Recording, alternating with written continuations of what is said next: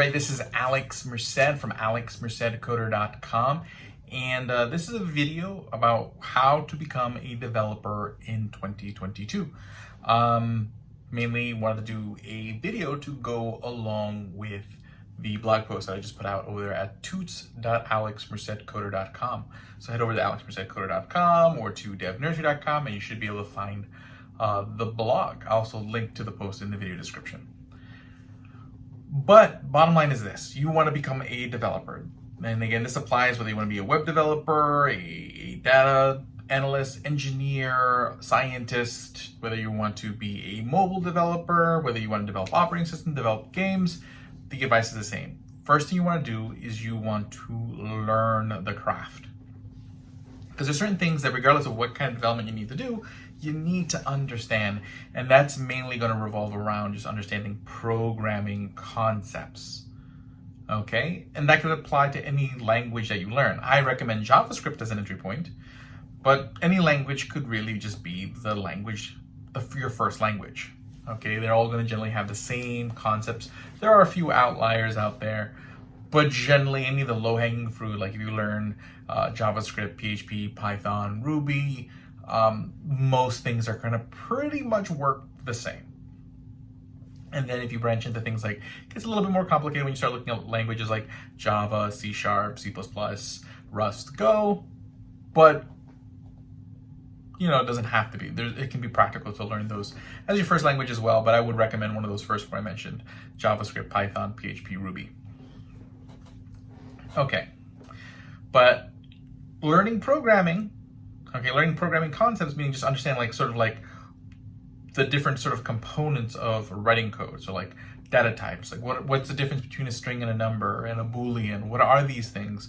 What are the different types of collections? Like what's an array? What's an object? If you're talking about JavaScript, but like what are these ways that we collect multiple pieces of data and how they kind of are treated by the particular language. Control flow, understanding sort of how to branch your programming. So like if I say, hey, if this is true, do this. If that's true, do that.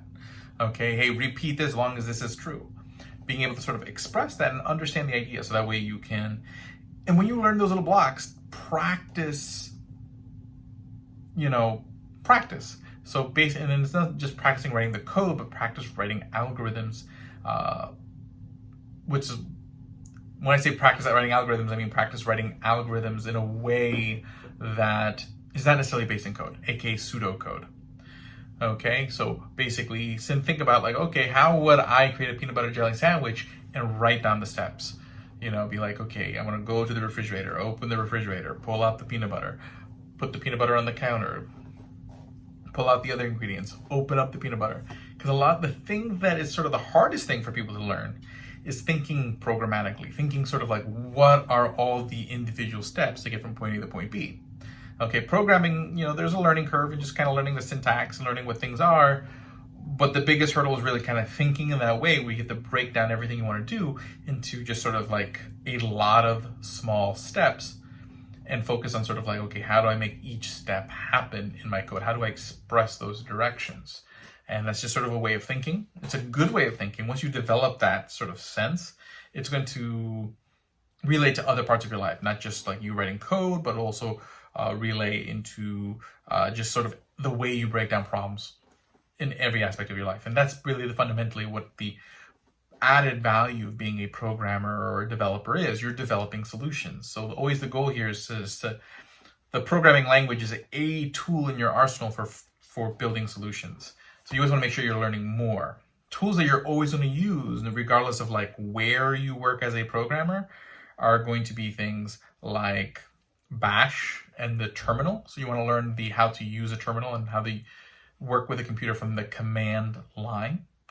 You're going to want to learn how to use Git and GitHub, because that's generally how teams work together in the development space to share code, to keep track of versions of code, make sure that we all are working on the same project and there's a source of truth.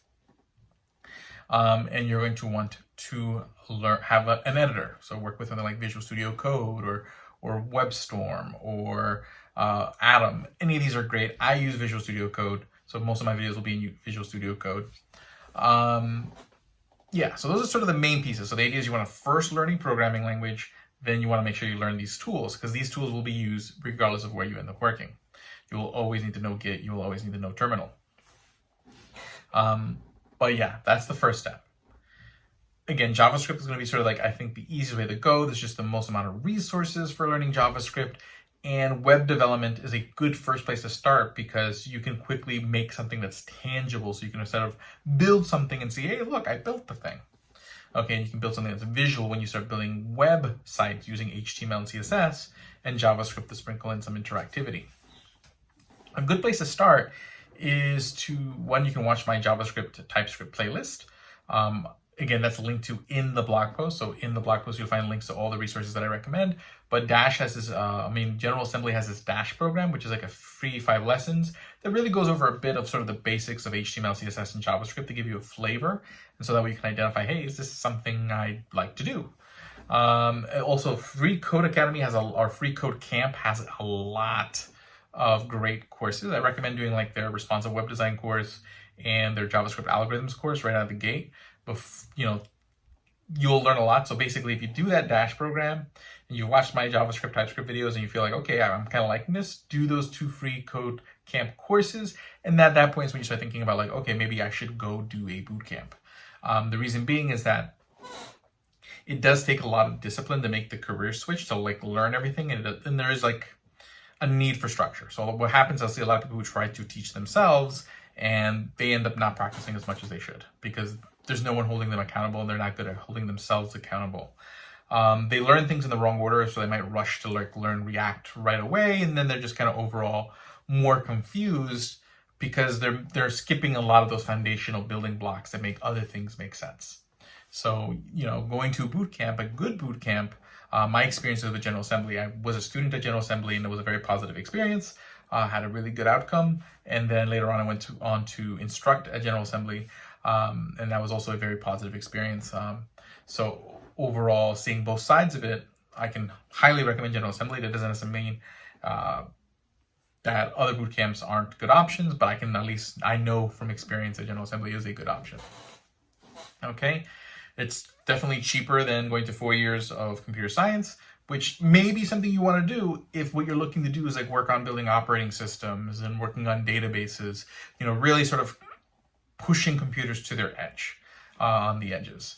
If you're looking to create cool applications, like a mobile application or web application, like the next Facebook, build sort of like those kind of apps, you don't necessarily need to go to get a computer science degree. Doesn't necessarily mean you don't need to learn the things that you would learn, but basically the subset skills you need are more like what I described. You need to know a programming language, particularly, again, JavaScript. I want to point to you as the best place to start, and learn the tools like Git and Bash, HTML, CSS, particularly for web. But basically get that. And the cool thing about HTML, CSS, and JavaScript is that's very portable. You can then use that again for mobile. And now you can even use it for desktop development with things like Electron. So it's a very portable set of tools that you can use for web, mobile, and desktop. But learn a language, okay? And different languages can be used in different places pretty well. Like if you're learning Scala, it can be used for a lot of data processing jobs, which are a lot more interesting than you think they would be. And plus, it's a really cool language. If you're using things like, and then generally any language could be used in web as well, as far as what's called the back end. Okay, and I won't get too deep into what's front end and back end right now, but just think front end is anything I see in my browser. Back end is anything that happens outside of the browser when it comes to a web application.